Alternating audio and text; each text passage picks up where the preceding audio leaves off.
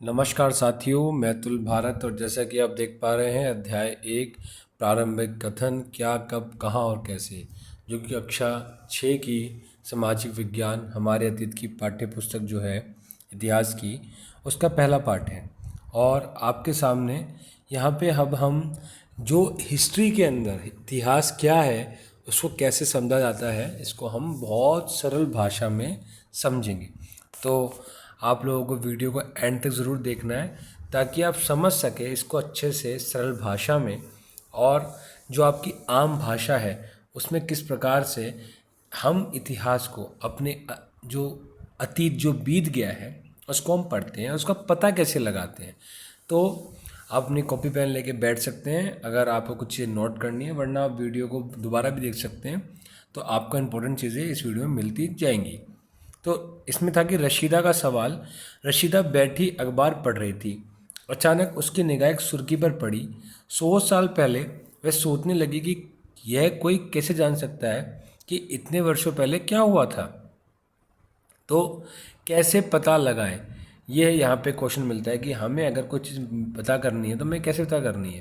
तो यहाँ पे लिखा है कि यह जानने के लिए कल क्या हुआ था तुम रेडियो सुन सकते हो, टेलीविज़न देख सकते हो या फिर अखबार पढ़ सकते हो।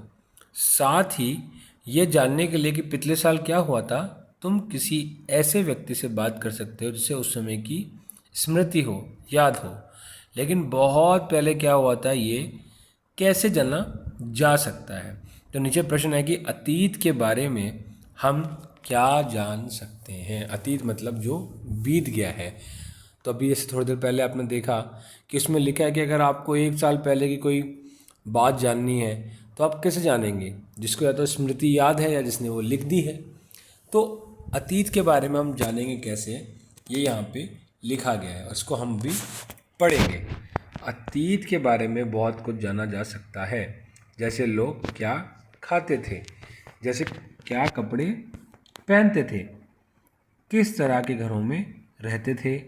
हम आखेट को अर्थात शिकारियों, पशुपालकों जो पशुओं का पालन करते थे, कृषकों अर्थात जो जो किसान होते थे कृषकों बोला गया है, शासकों राजा जो राजा लोग होते थे, व्यापारी जो व्यापार करते थे, पुरोहित जो कि मंदिरों में आपको पता है पूजा पाठ अनुष्ठान कराते थे, शिल्पकारों जो शिल्प के ऊपर कार्य करते थे। ठीक है, आपने देखा होगा कि जो शिल्प होती है उसके ऊपर काम करने वाले कलाकार, पेंटिंग्स वगैरह बनाने वाले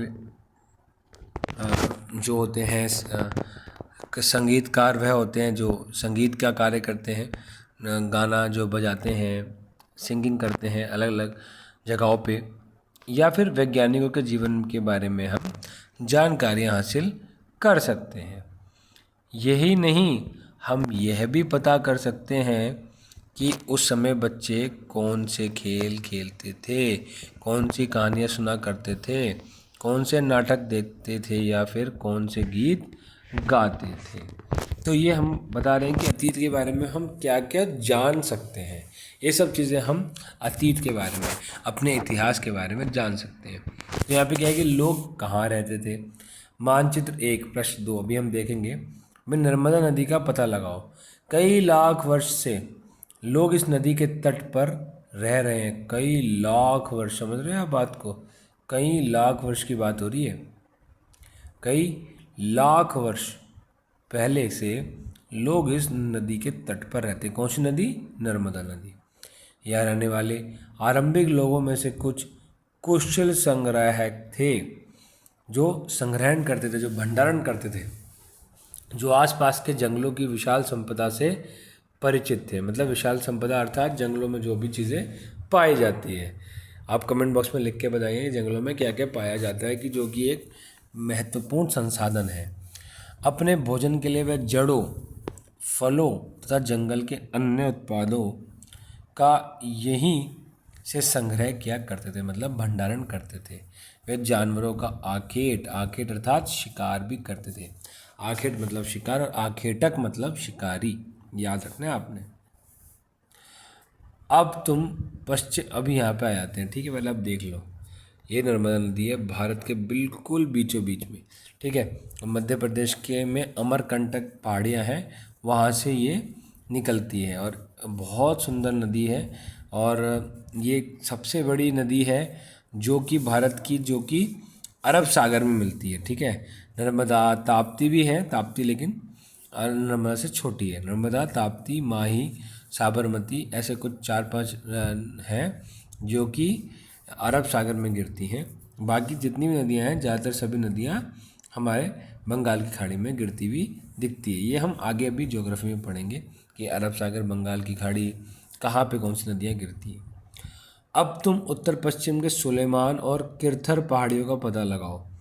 इसी क्षेत्र में कुछ स्थान जहाँ लगभग 8,000 वर्ष पूर्व स्त्री पुरुषों ने सबसे पहले क्या उगाया था? गेहूं और जौ जैसी फसलों का उपजाना आरंभ किया था। उन्होंने भेड़, बकरी और गाय, बैल जैसे पशुओं को पालतू बनाना शुरू किया था। ये लोग गांवों में रहते थे। उत्तर पूर्व में गारो तथा मध्य भारत में विंध्य पहाड़ियों का पता लगाओ।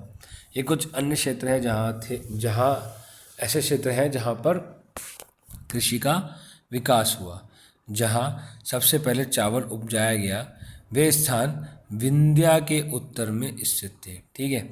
अब आप देखिए, गारो पहाड़ियाँ कहाँ आपको देखने को मिल रही है? गारो पहाड़ियाँ ब्रह्मपुत्र नदी, आप बोल सकते हैं कि ब्रह्मपुत्र नदी के पास में, ठीक है। विंध्य पहाड़ियाँ नर्मदा नदी के पास में, नर्मदा नदी है यहाँ पे, चंबल भी है, सोन नदी भी है, ठीक है। और देखो यहाँ पे किरथर और सुलेमान की बात की गई, जो देखिए पाकिस्तान और अफ़गानिस्तान की क्या है, पाकिस्तान और अफ़गानिस्तान की सीमा के पास। और यहाँ पे देखिए आप, एक काबुल नदी भी है, ठीक है। आप ये देखिए कि काबुल नदी भी है यहाँ पे। काबुल कहाँ पे है? काबुल अफ़गानिस्तान में है और अफ़गानिस्तान की क्या है? राजधानी है। तो आपने ये भी एक चीज़ आपको दिख गई। और देखो यहाँ से काबुल नदी भी बहती हुई दिख रही है, ठीक है। आगे चलते हैं। अभी यहाँ पे आपने देखा था कि ये कुछ ऐसे क्षेत्र थे जहाँ कृषि का विकास हुआ, जहाँ सबसे पहले चावल उपजाया गया। वह स्थान विंध्याचल, विंध्या के उत्तर में स्थित था, ठीक है। आगे चलते हैं। मानचित्र पर सिंधु तथा इसकी सहायक नदियों का पता लगाओ। सहायक नदियाँ उन्हें कहते हैं जो कि बड़ी नदी में मिल जाती है, जो कि सहायता करती है बड़ी नदी की।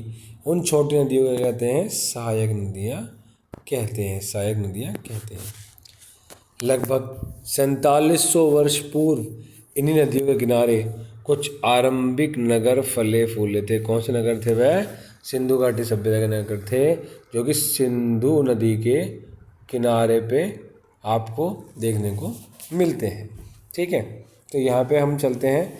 यहाँ पे लिखा है कि गंगा व इसकी सहायक नदियों के किनारे तथा समुद्र तटवर्ती इलाकों में नगरों का विकास लगभग 2500 वर्ष पूर्व हुआ।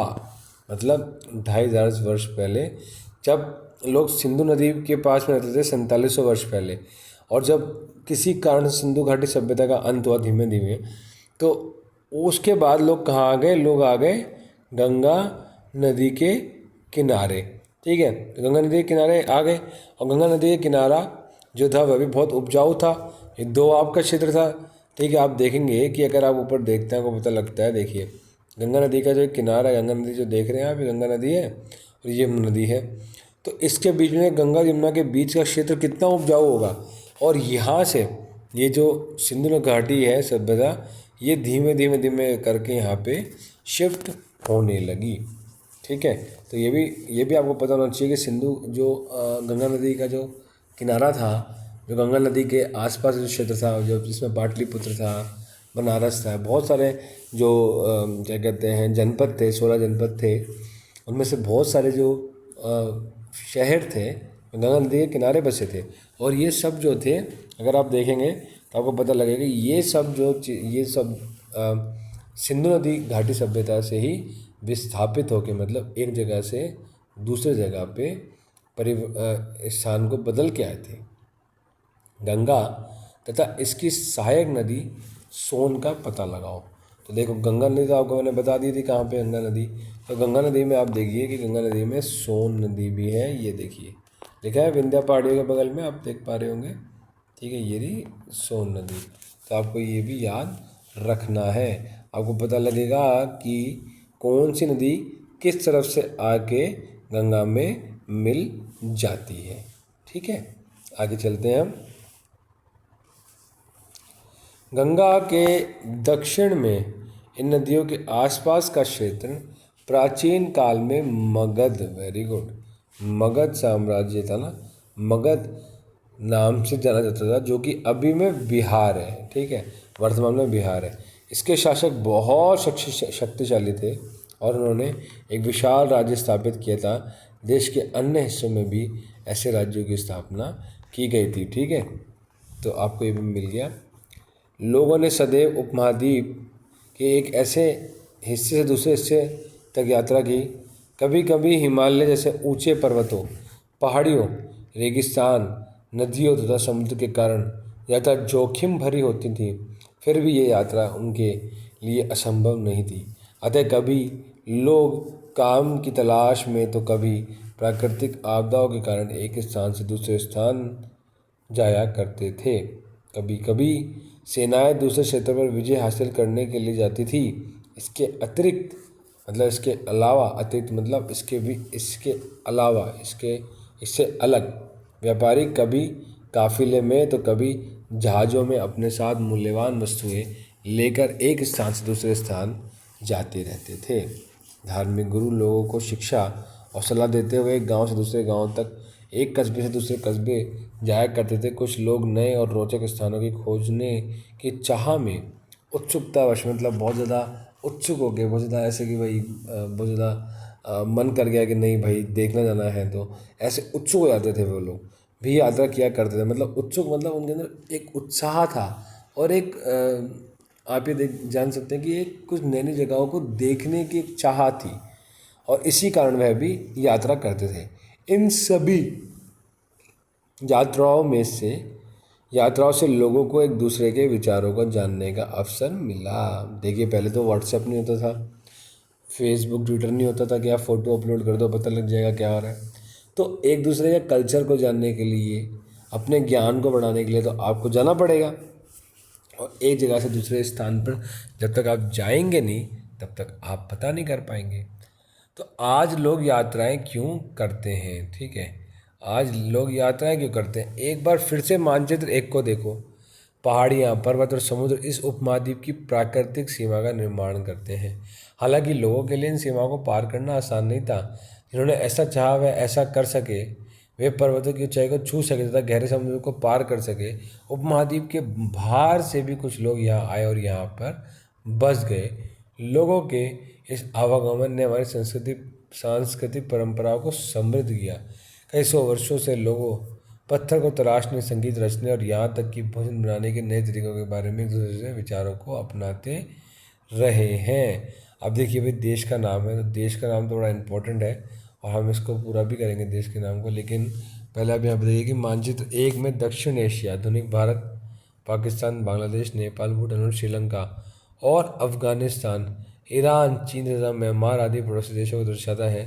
दक्षिण एशिया के महाद्वीप से दक्षिण एशिया एक महाद्वीप से छोटा है लेकिन विशालता तथा बाकी एशिया से समुद्रों, पहाड़ियों तथा पर्वतों से बटे होने के कारण इसे प्राय उपमहाद्वीप कहा जाता है, सब कॉन्टिनेंटल कहा जाता है। देश के नाम के बारे में हम नेक्स्ट वीडियो में कंप्लीट करेंगे। और मैं आपको बता दूं कि अभी आपको जाना नहीं है, रुकिए ज़रा, रुकिए भाई, रुकिए, जा कहाँ रहे हैं, सुनिए ज़रा, कि वीडियो को तो हम तुरंत आगे लेके जाएंगे ही, लेकिन आपको सबसे इम्पोर्टेंट है कि आपकी पढ़ाई कैसे अच्छी हो सकती है। बहुत सारे बच्चे हमारे साथ ऑलरेडी जुड़े हुए हैं और वह सब बच्चे पढ़ाई के लिए, अपने अंदर के गुणों को और निखारने के लिए थोड़ा सा समय ध्यान पे देते हैं और सहज योगा मेडिटेशन के द्वारा अपने जीवन को अच्छा बनाने का प्रयास करते हैं। तो सहज योगा मेडिटेशन के जो लिंक्स हैं मैं आपको डिस्क्रिप्शन बॉक्स में ज़रूर प्रोवाइड करूँगा। आप देख भी पा रहे हैं, ये आपके अंदर की शक्ति है और आपको सिर्फ मात्र दिन में 5 से 10 मिनट ध्यान करके आपकी पढ़ाई बहुत अच्छी हो सकती है। सभी लोगों के घरों के आसपास बहुत सारे सेंटर्स देखने को मिलते हैं, लेकिन हम थोड़ा सा आलस कर जाते हैं। लेकिन अगर हम गूगल पे डालेंगे सहज योगा सेंटर्स तो आप वो भी ढूंढ पाएंगे। तो जो भी अभिभावक शिक्षक इस वीडियो को देख रहे हैं उनसे अनुरोध है कि ज़रूर, उनसे निवेदन है कि ज़रूर एक बार सहयोग मेडिटेशन के सेशंस को अटेंड ज़रूर करें। आपको डिस्क्रिप्शन बॉक्स में और प्ले कार्ड में भी ये इसके लिंक्स मिल जाएंगे, वरना आप ज़रूर फिज़िकली भी जा सकते हैं। ठीक है, आप गूगल पे सर्च करके इस देश में, अपने भारत देश में, प्यारे देश में हर जगह सहज योगा के सेंटर हैं। तो आप ज़रूर सहज योगा के सेंटर में जाएं, अपने आध्यात्मिक उत्थान को आगे बढ़ाएं। हम आपको जल्दी मिलेंगे नेक्स्ट वीडियो में। और ऐसे ही आप पढ़ते रहिए, मस्त रहिए। कुछ और क्वेश्चन आंसर वीडियोज़ आप ज़रूर यूट्यूब का जो चैनल है हमारा, उसको सब्सक्राइब करते हुए विजिट करिए चैनल पे। आपको बहुत सारे क्वेश्चन आंसर मिलेंगे जो कि आपकी पढ़ाई के लिए काफ़ी हेल्पफुल होएगा। हम किस और टॉपिक पे वीडियो बना सकते ज़रूर बताइएगा, और इसको हम कंप्लीट करेंगे चैप्टर को जल्दी। तब तक के लिए आप प्लीज़ ध्यान रखिएगा, जल्दी मिलेंगे। सभी को जय हिंद, जय भारत।